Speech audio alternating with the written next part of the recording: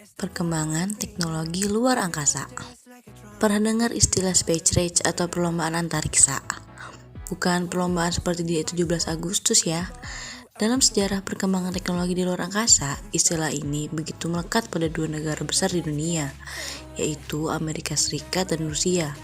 Tapi, penasaran gak sih kamu gimana istilah ini bisa muncul?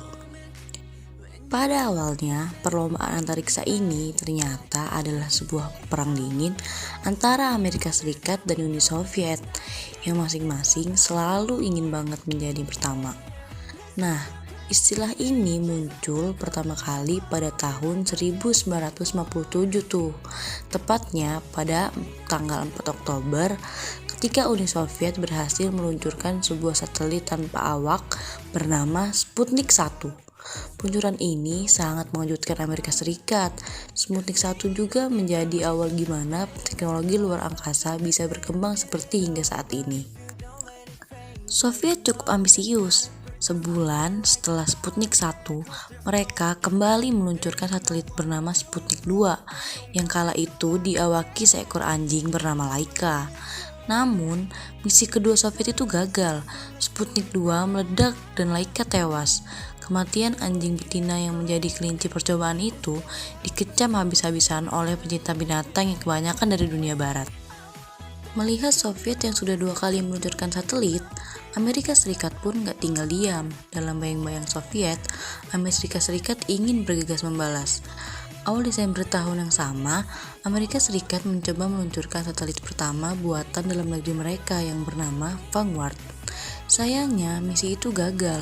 Kegagalannya disebabkan oleh sesaat sebelum meluncur, roket beserta satelitnya meledak di landasan peluncuran. Amerika Serikat pun kembali melakukan riset dan pengembangan satelit berikutnya setelah insiden memalukan itu. Nggak lama setelah itu, tepatnya pada 31 Januari 1958, Amerika Serikat akhirnya bisa menandingi Soviet dengan meluncurkan satelit pertamanya. Explore 1, satelit dengan robot seberat 13 kg itu aktif mengitari bumi sebelum akhirnya hilang kontak pada 23 Mei 1958.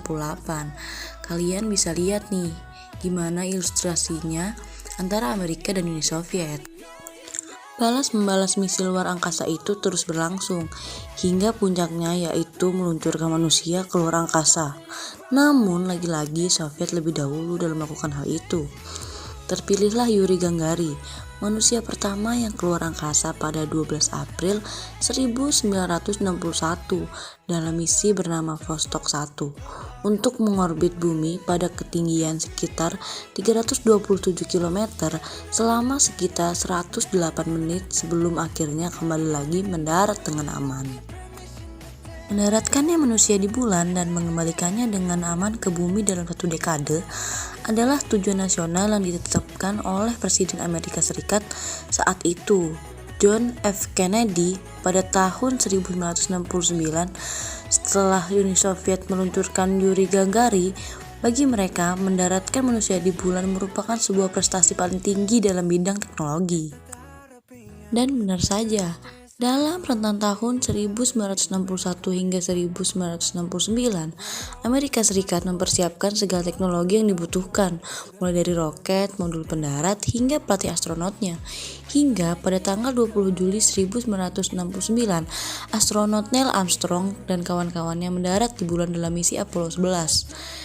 Dan gak cuma Apollo 11 saja yang berhasil mendarat di bulan, melainkan ada 6 misi Apollo lainnya yang berhasil mendarat di benda langit terdekat bumi kita itu pada rentang tahun 1969 hingga 1972. Dengan begitu, total manusia yang pernah mendarat di bulan sejauh ini ada kurang lebih 12 orang. Nah, kalian bisa langsung lihat tuh di videonya, siapa saja 12 orang itu. Gak cuma itu, pada akhir dekade 70-an, Amerika Serikat juga meluncurkan wahana antariksa Voyager 1 dan Voyager 2 yang memiliki misi untuk memotret Jupiter dan Saturnus bersama dengan cincin dan satelit mereka dari dekat. Teknologi luar angkasa dalam keberhasilan misi ke bulan itu kemudian digunakan kembali di tahun-tahun setelahnya. Seperti pada awal tahun 1970-an, satelit komunikasi dan navigasi mulai diluncurkan. Bahkan sebuah wahana antariksa bernama Mariner juga diluncurkan Amerika Serikat untuk mengorbit dan memetakan permukaan Mars. Pada 1980-an, teknologi luar angkasa semakin berkembang pesat lagi. Sudah banyak kala itu satelit komunikasi yang diluncurkan untuk mendukung berjalannya program-program televisi, telepon komunikasi, hingga internet. Teknologi luar angkasa Indonesia sendiri dimulai sejak tahun 1976 dengan peluncurannya satelit Palapa 1 dan tahun 1987 dengan peluncuran satelit Palapa B1. Keduanya merupakan sebuah satelit komunikasi. Era stasiun luar angkasa. Teknologi luar angkasa pasca Perang Dingin terlihat dalam pembentukan Stasiun Luar Angkasa Internasional atau ISS oleh Amerika Serikat dan Rusia pada 20 November 1998. ISS yang merupakan sebuah laboratorium penelitian yang ditempatkan di orbit rendah bumi itu menjadi simbol kerjasama dalam eksplorasi luar angkasa antara dua negara besar yang dulu bersaing. ISS merupakan satelit terbesar buatan manusia.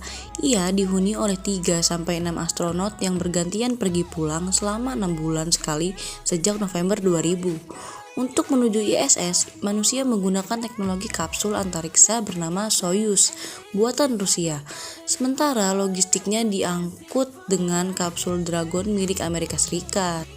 Saat ini ISS nggak cuma hasil kerjasama antara Amerika Serikat dan Rusia aja, melainkan negara-negara seperti Kanada, Jepang, Prancis, Belgia, Denmark, Jerman, Britania Raya, Italia, Belanda, Norwegia, Swedia, Spanyol, dan Swiss juga ikut andil dalam memajukan ISS. Teknologi luar angkasa Indonesia. Selama ini kita memang jarang mendengar prestasi Indonesia di bidang keantariksaan. Di saat bangsa-bangsa lain telah menjelajah ke luar angkasa dan bahkan mendarat di bulan, negara kita tampaknya belum mau sampai ke tahap itu. Tapi tahukah kamu kalau dalam sejarahnya Indonesia menjadi negara ketiga di dunia setelah Amerika Serikat dan Kanada yang menggunakan satelit komunikasi? Sayangnya untuk urusan mengirim astronotnya ke luar angkasa, Indonesia disalip oleh India dan Malaysia. Sebenarnya pada tahun 1986, Indonesia sempat memiliki astronot pertama bernama Profesor Dr. Pratiwi Sudarmono. Beliau ditugaskan untuk ikut dalam misi STS-61H yang bertujuan untuk mengirim satelit Palapa B2P, Skynet 4A, dan Westart 6S ke orbit bumi. Kalian bisa lihat nih sejarahnya astronot dari Indonesia itu di layar. Pratiwi seharusnya berangkat pada tanggal 24 Juni 1986 dan pulang kembali 1 Juli 1986. Namun rencana itu tinggal rencana. Misi dibatalkan karena adanya kecelakaan pesawat Challenger, sebuah pesawat ulang-alik yang meledak 73 detik setelah diluncurkan. Penyebabnya kematian 7 awak astronotnya. Pesawat naas itu hancur di atas Samudra Atlantik. Sejak saat itu, teknologi luar angkasa Indonesia lebih terfokus pada sistem komunikasi satelit untuk komunikasi antar daerah dan antar negara, serta menyambungkan komunikasi telepon, televisi, radio, faksimile, dan internet. Respect nih buat astronot pertama dari Indonesia. 27 tahun berselang, Indonesia melalui Lembaga Penerbangan dan Antariksa Nasional atau LAPAN mulai kembali mengembangkan satelit sendiri hasil riset dan kerjasama dengan Jerman. Pada 10 Januari 2010, satelit komunikasi dan penginderaan jauh terbaru milik Indonesia yang bernama LAPAN A1 diluncurkan.